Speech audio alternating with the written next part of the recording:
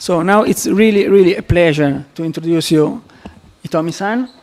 He is the inventor of the SkyActiv-X, the beautiful engine that you can see outside here, the really awarded engine, that worldwide awarded engine. And so we are grateful to have you here from Japan, and so it will be a pleasure listening to you.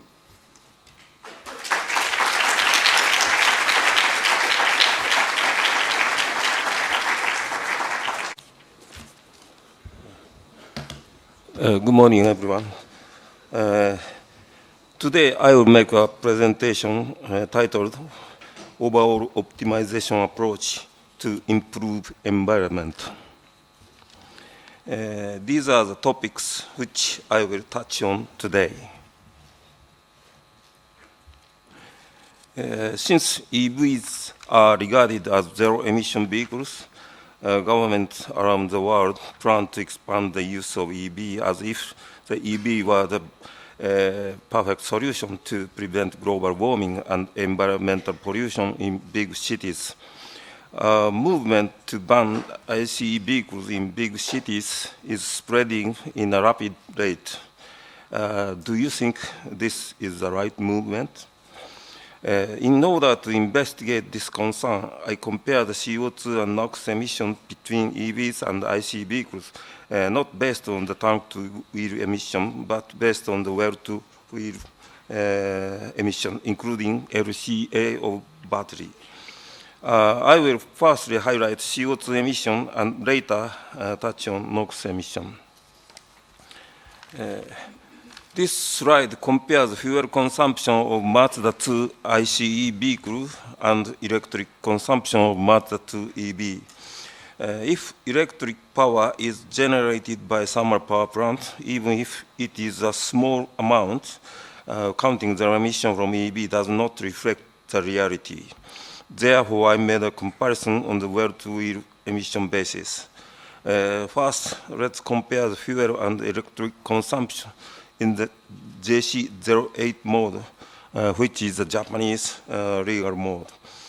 The ICE vehicle using the SkyActiv gasoline engine shows the fuel consumption of 25 km per liter, or I should say 4 liter per 100 km. In the case of Mazda 2 EV, the electricity consumption is 10.5 kWh per 100 km. This table shows CO2 emission emitted during the oil refinery processes to produce various kinds of oil products.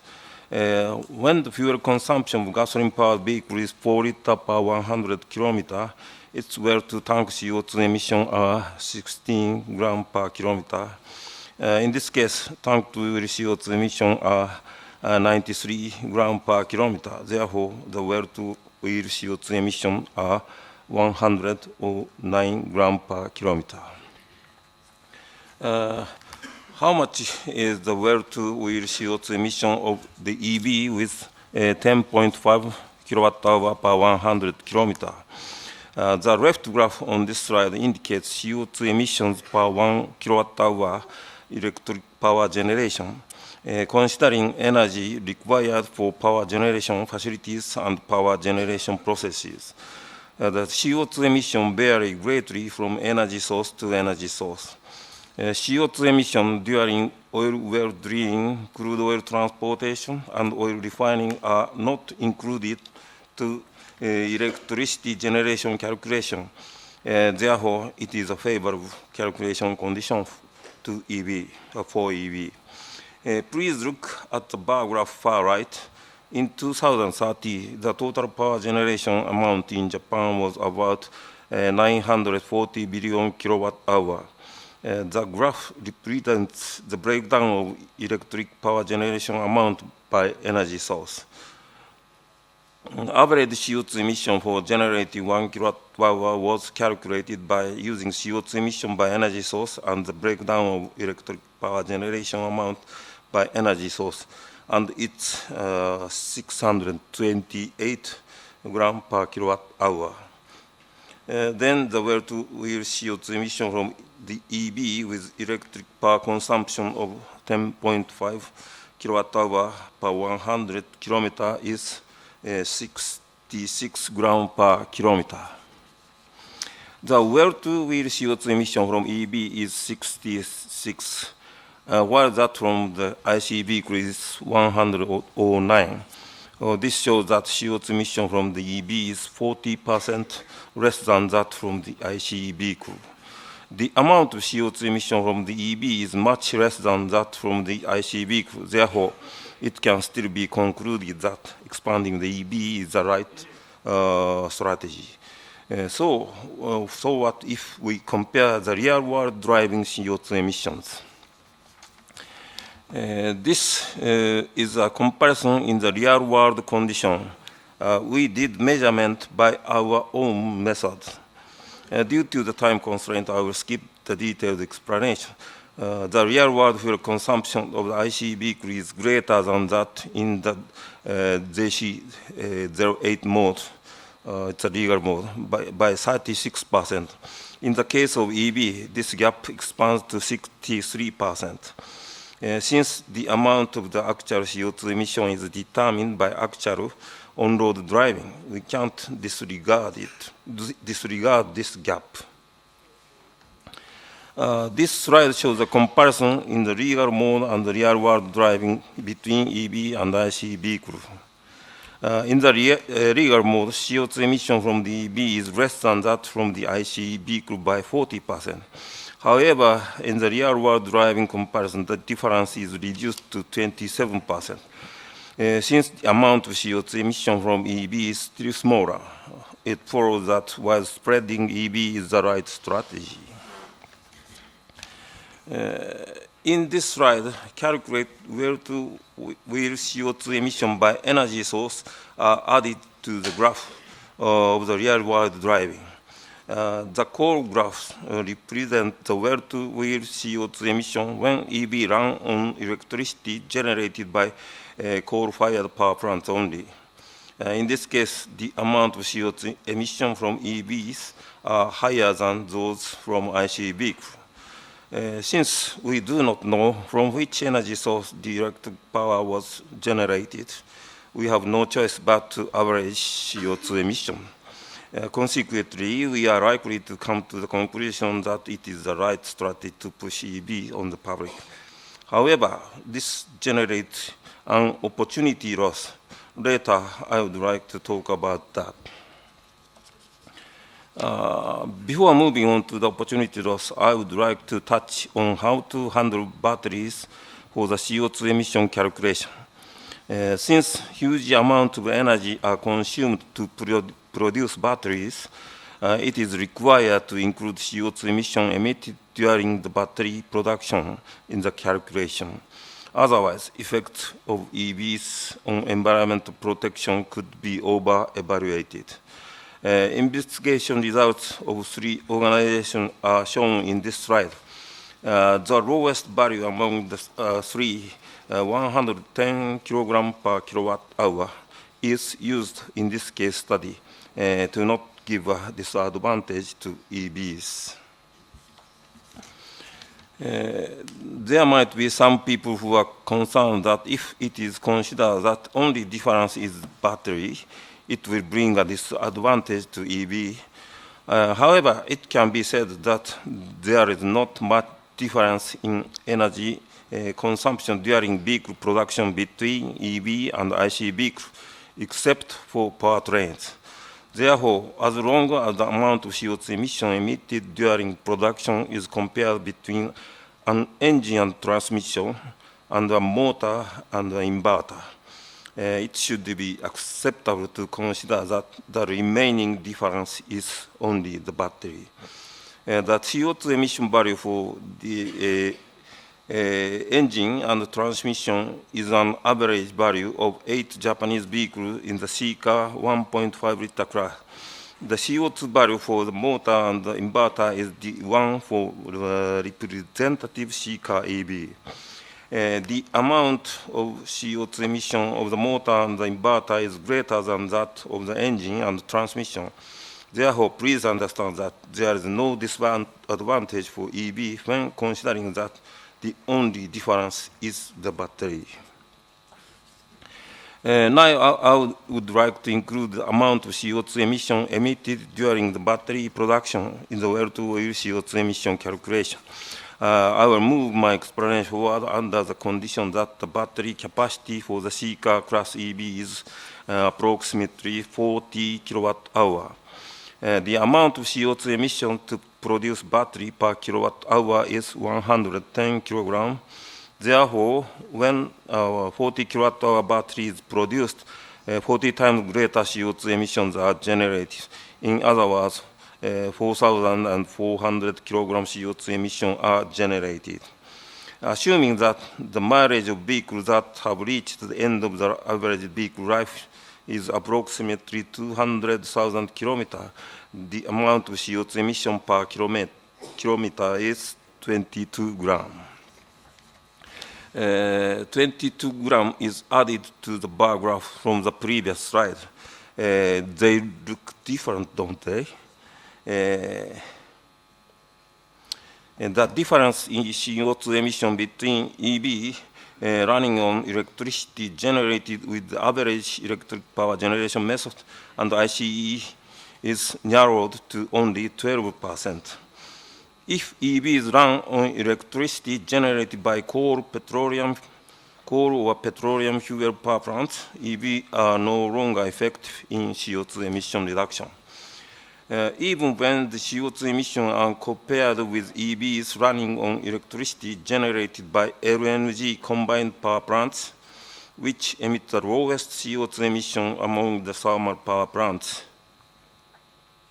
with approximately 34% reduction, ICE vehicle will be able to catch up with EVs.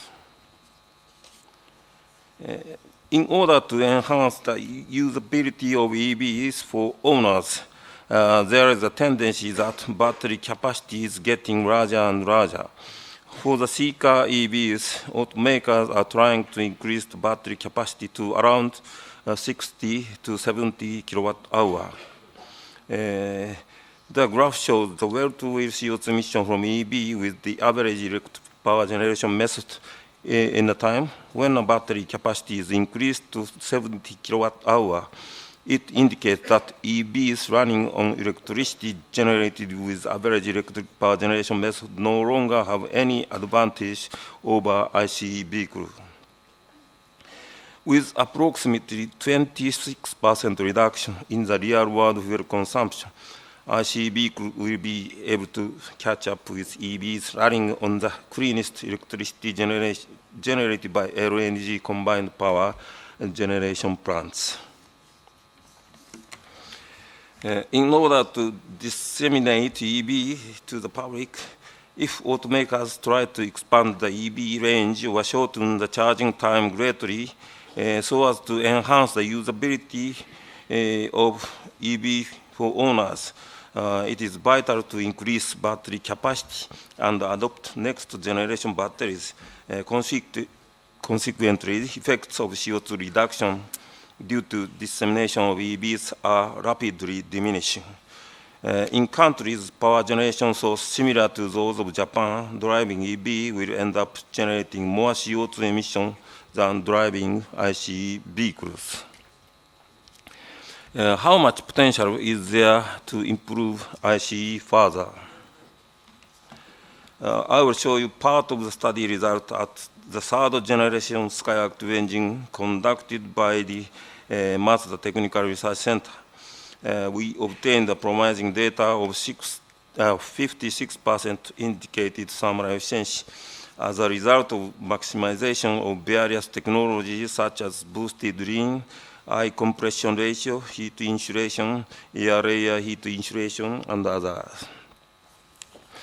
I will now explain our opportunity loss due to the expansion of the use of EVs under the condition that electricity is generated with the average power generation method.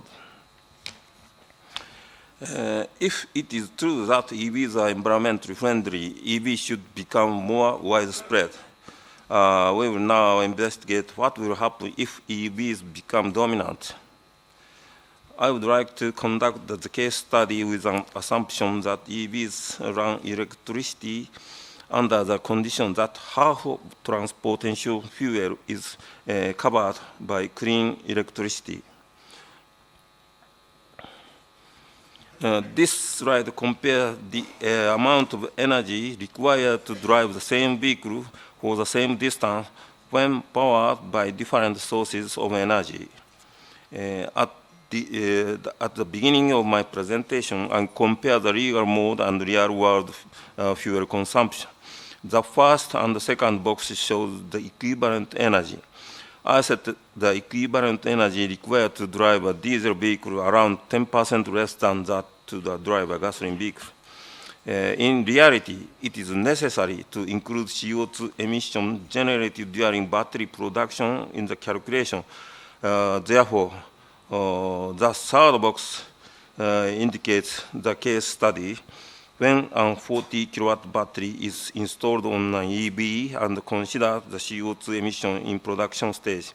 The fourth box indicates the case study when the battery capacity is expanded to 70 kilowatt. Next, I will elaborate on the case study of the third box when 40 kilowatt battery is used. The left figure in this slide shows the amount of gasoline and diesel consumed by Japanese transportation sector in 2013. If all of them is burned, 227 million tons of CO2 emission are generated. Since the automobile sector accounts for approximately 80% of the fuel consumed by all transportation sector, the total amount of fuel consumption by the automobile is total amount of CO2 is 182 million tons. The required amount of electricity was calculated based on the equivalent energy comparison in the market. Under the condition that all vehicles in the market are EVs, the calculation result is 298.6 billion kilowatt hour. The required electricity to cut half of the fuel is 149.3 billion kilowatt hour. CO2 emissions from vehicles can be reduced to 91 million tons. The purpose of expanding the use of EVs to reduce CO2 emissions. Therefore, the 149.3 billion kilowatt hour of electricity must be generated additionally with the clean energy sources.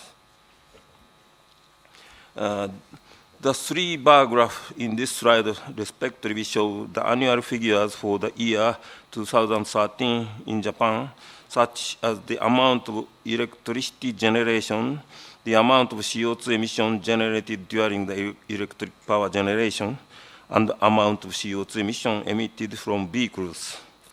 In order to cut the CO2 emission in half, 143.9 billion kilowatt hour of the clean energy is required. What is the most effective way to use this amount of clean energy? If it is used to drive vehicles, the CO2 emission will be able to be cut in half. To be more specific, 91 million tons of CO2 emission will be able to be reduced. What if it is used to reduce the amount of electric power generation? 149.3 billion kilowatt hour is equivalent to 16% of the entire amount of electric power generation of 939.7 billion kilowatt hour. Since the amount of CO2 emission emitted during electric power generation is also reduced by 16%. The amount of CO2 emission reduction is 91 million tons. Unexpectedly, this value is identical to that when clean energy is used to vehicles. So what if 149.3 billion kilowatt hour is used to decommission coal-fired thermal power plants? 140 million tons of CO2 emission will be able to be reduced. This will bring much greater effect in CO2 emission reduction than reducing CO2 emission from the vehicle. In order to cut CO2 emission from the vehicle in half, in other words, in order to reduce 91 million tons of CO2 emission, in the case that 40 kilowatt capacity batteries are installed on EVs in the C car class, 149.3 billion kilowatt hour of clean energy is additionally required in 1 year. If this amount of clean energy is used to reduce electricity generated with the current power generation method, 91 million tons of CO2 emission will be able to be reduced. If it is used to decommission coal-fired thermal power plant, 140 million tons of CO2 emission will be able to be reduced. Furthermore, if the thermal efficiency of ICE is able to be improved by about 30%, it is possible to reduce CO2 emission by 55 million tons. The total amount of CO2 emission reduction is as shown on the right. For the case of expanding EVs, it is also possible to improve the thermal efficiency of ICE further. However, in this case, the number of ICE vehicles in the market is cut in half. As a result, the amount of CO2 emission reduction due to the expansion of the use of EVs and those due to ICE improvement are just 180 million tons in total. While government around the world preferentially carrying out the strategy which is less effective in reduction of CO2 emission, I hope that you understand opportunity loss due to the pushing EVs on the public is not a special case just in Japan, but in all countries who has coal-fired thermal power generation plants, regardless thermal power generation ratio. When I raised concerns about the effect of EVs in CO2 emission reduction, some people claim that zero-emission EVs were vital to solve exhaust gas pollution in big cities. Is it true that EVs are zero-emission vehicles? This pie chart is extracted from Tokyo report on the environment. It describes the ratio of PM emission and breakdown of PM sources in Tokyo. While 7% of PM emission come from ICE, 24% come from tires and brake friction. Electric vehicles have tires and brakes. Since they are heavier than ICE vehicles, it is impossible to reduce the amount of PM emission even if EVs become dominant on the roadways. This slide compares the amount of NOx and SOx emission per kilowatt hour of electric energy produced by thermal power plants in each country. According to the graph, it seems that thermal power plants in Japan emit the least amount of NOx and SOx emissions. Other countries emit 2 to 6 times more NOx than Japan. Next, shall we make a comparison of NOx emission between EV and ICE vehicles using those figures of Japan, Germany, and the US. The first line in this chart represents the NOx emission basic unit of thermal power generation.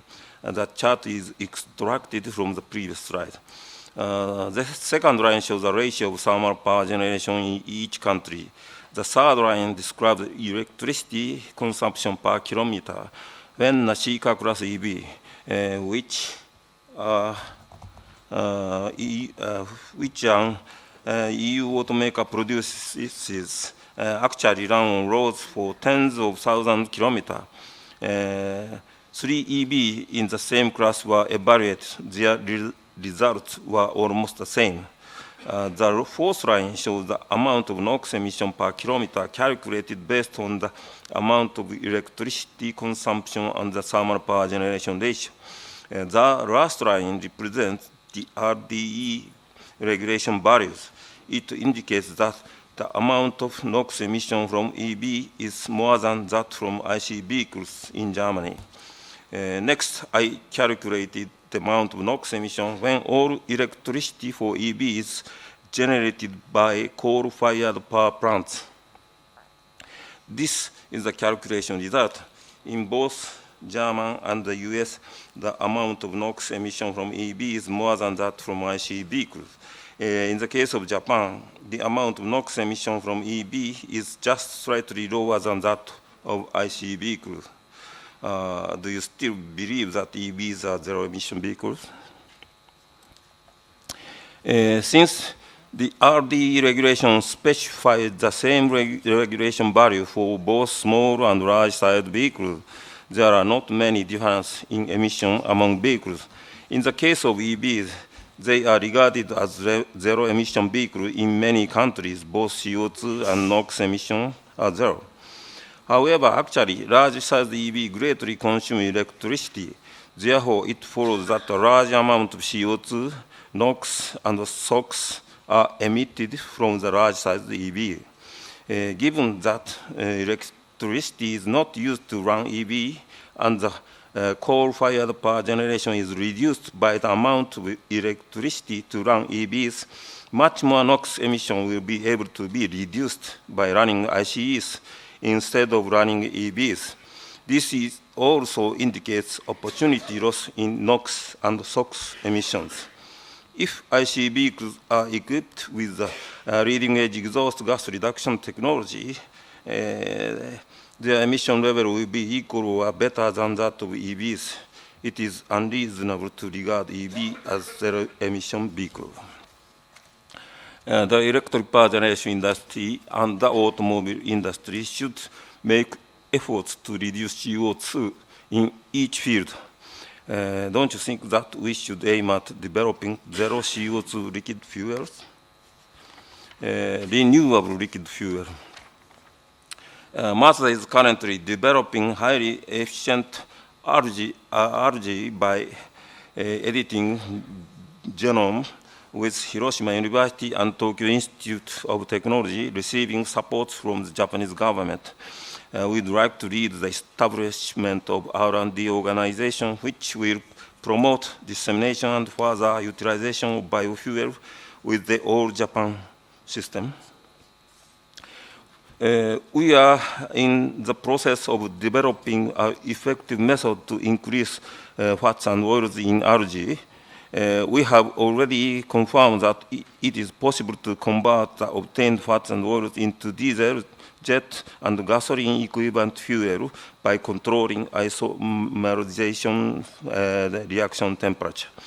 I consider that it is more beneficial to invest in R&D for renewable liquid fuel, which is useful for future transportation and electric power generation system, than to inject tremendous amount of money into dissemination of EV and EV infrastructure establishment.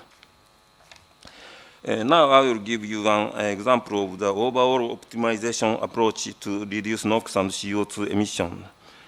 This slide shows the mobile sources of CO2 and NOx emission in various countries. Please look at the left side of the chart. It shows CO2 ratio of heavy-duty trucks to passenger vehicles in 3 countries and 2 regions. The right side indicates NOx ratio. In the case of CO2 emissions, the ratio is almost the same among these countries and regions. Passenger vehicles emit about 3 times greater CO2 emissions than trucks. Heavy-duty trucks emit 3 to 7 times greater NOx emissions than passenger vehicles, except the EU. The NOx ratio in the EU, where diesel-powered vehicles are dominant, is rather low.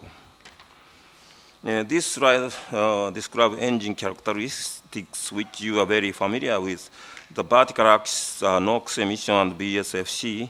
the horizontal axis is the A by F ratio. If lean band is applied, the BSFC is easily improved. NOx emissions are also decreased. However, a lean band engine cannot be superior in NOx to an engine with three-way catalyst at stoichiometric operation. But you can say that fuel consumption is easily reduced by slightly relaxing NOx regulation. Therefore, it seems appropriate that a main focus for passenger vehicle is to reduce CO2 emission, and that for trucks is to reduce NOx emission. However, there is a big problem to be solved. NOx after treatment system for trucks will be very expensive. We have to develop an affordable system. If engine for trucks can operate at a stoichiometric air-fuel ratio and three-way catalyst can be used, after treatment cost should be drastically reduced compared to cost of SCR system. How about using naphtha instead of diesel fuel for one heavy-duty engine? We did a simulation study to replace diesel fuel with naphtha to run heavy-duty vehicle engine using a small amount of diesel fuel as an igniter and operate it at stoichiometric air-fuel ratio. Calculation was done at three kinds of IMEP points, 120 millimeter bore and 145 millimeter stroke is taken for representing heavy-duty engine. Since ignition delay time of naphtha is larger than diesel fuel and volatility of naphtha is much higher than that of diesel fuel, naphtha should be mixed well with air before auto ignition occurs. These characteristics of naphtha enable the combustion at the stoichiometric air-fuel ratio without greatly increasing NOx and PM emission, and enable to use three-way catalyst instead of expensive NOx after treatment such as SCR. Moreover, ISFC is better in naphtha than diesel fuel. Summary. I can't read. I don't read this. Please read this by yourself. Thank you for your attention.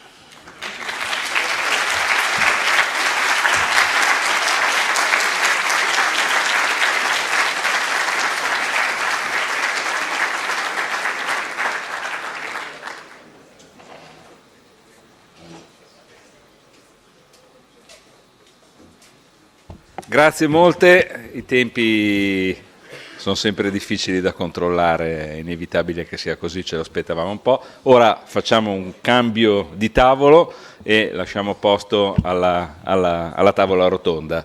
Grazie.